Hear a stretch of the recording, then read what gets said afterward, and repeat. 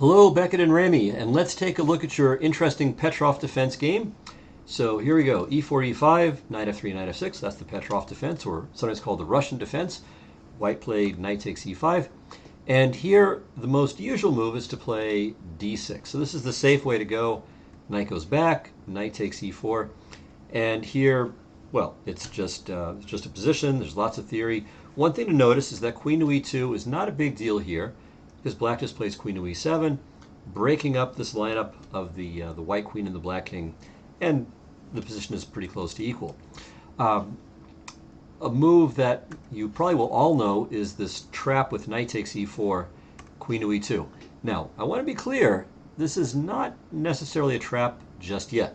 It is a trap, of course, on knight to f6. That's a well-known blunder. White plays knight to c6 check, taking advantage of this lineup, right? So we've mentioned lineups before. We got the queen here, king here, one thing in the way. So we look to see where can this guy move to create the most destruction, and knight to c6 check is the answer. All right, so queen to e7, however, is an interesting rejoinder, and I'm going to show you a trap that black can pull on white here. So watch this one. Queen takes knight, d6. Okay, white says, hey, I want a pawn, I want to keep it. d4, takes. If queen takes, you just trade queens and play knight c6, and it's fine. So let's say d takes e5, knight c6, ganging up on the pawn. And here, white's best is just to say, you can have your pawn back and play knight to c3.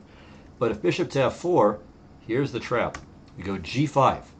So if the bishop does not go to g3, then black is going to take the pawn on e5, because we got the two guys lined up here. So bishop to g3, but this is a blunder. See if you can figure out why it's a blunder. The answer, f5, attacking the white queen. You can't take en passant because then the black queen will take the white queen for free. So the queen's got to run away somewhere, but then f4, and bye-bye bishop. Black wins. Okay, so that's a little by way of background. So now let's take a look at the game.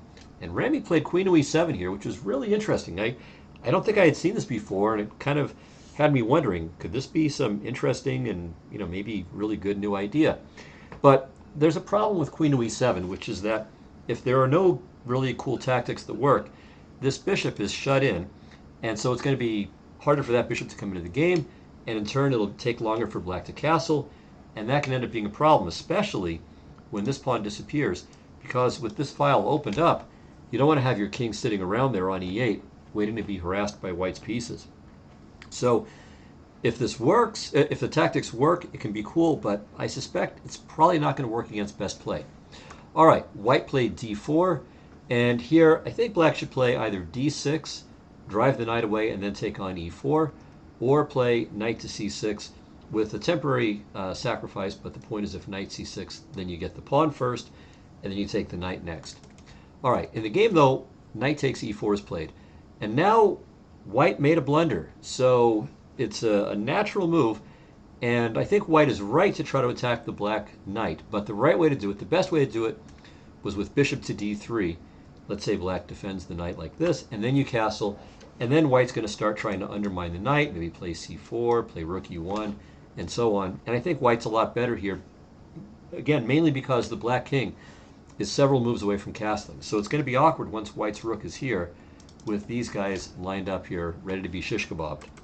So instead, though, white played knight to c3, and the problem with this is that now black can just trade knights, and now it's black who's got the favorable lineup, with the queen on e7 opposite the white king on e1, and the knight's in between, and it's stuck, it's pinned. So if we just give it a little nudge here, well, it can't really be nudged because it can't move. So it is d6, attacking the knight and winning the knight, and that's going to be the end of the game. Well, not necessarily the end of the game, but it's the end of the night. The knight's role in the game anyway, and black is winning here. So that would have been really good. Unfortunately, black played queen to f6 here. So the good thing about this is it threatens checkmate in one. So if white carelessly played knight to d5 thinking, aha, I'm attacking the queen and I'm threatening c7, well, that would be a major oops because of queen f2 mate. But unfortunately for black, white can just play knight takes e4, which wins a piece, stops the mate, and for good measure even attacks the black queen, which unfortunately went to f4, and white took and was able to win, of course, with the big material advantage. So we got to be careful about these things.